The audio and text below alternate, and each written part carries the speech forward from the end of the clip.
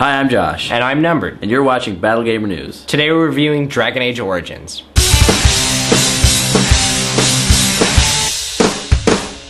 Dragon Age Origins is a fantastic game. It's developed by BioWare, so there's a lot reminiscent of Mass Effect, but with more of an Oblivion-esque feel.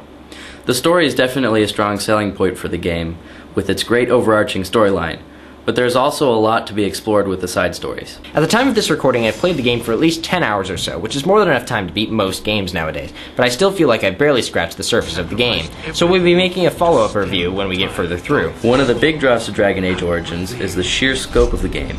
The world is utterly massive and it will take most players at least 60 hours to get through it. Like you would expect from a big RPG, Dragon Age puts a lot of depth in the conversations, and what you say can have serious and lasting results.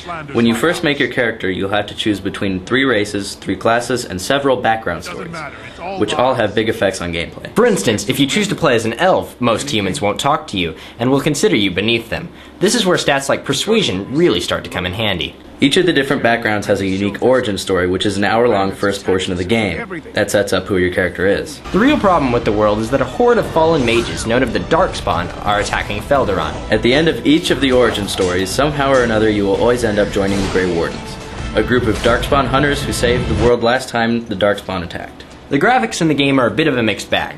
We're playing on the Xbox 360, which has a few graphical errors as well as the PS3 one. But if you have the hardware to do it, you can get much higher graphics on the PC version.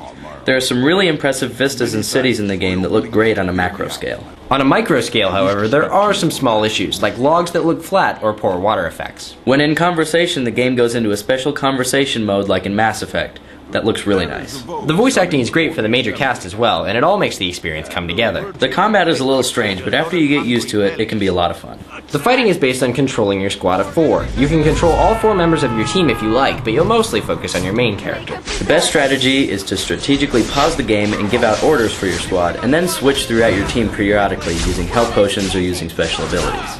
At first it makes the combat seem a little slow, and it can be awkward using the decision wheels on the 360, but it really allows for some deep combat tactics. As you go, you'll be upgrading your weapons and armor in true RPG style, as well as your tactics and abilities, but the real difference here is that you micromanage the same for your party, so you can really fine-tune their abilities. I really enjoyed how each of the party members have their own vibrant and unique personality, and they will periodically talk to each other as you play, which is often very funny. I haven't played all the way through Dragon Age Origins, but so far I'm thoroughly enjoying myself, and I can see it being a clear contender for Game of the Year. I'll do a follow-up review when I've played through more of the game, but for now, I'm giving it a perfect 10 out of 10. Thanks for watching Battle Gamer News. Be sure to subscribe and check back for more game reviews.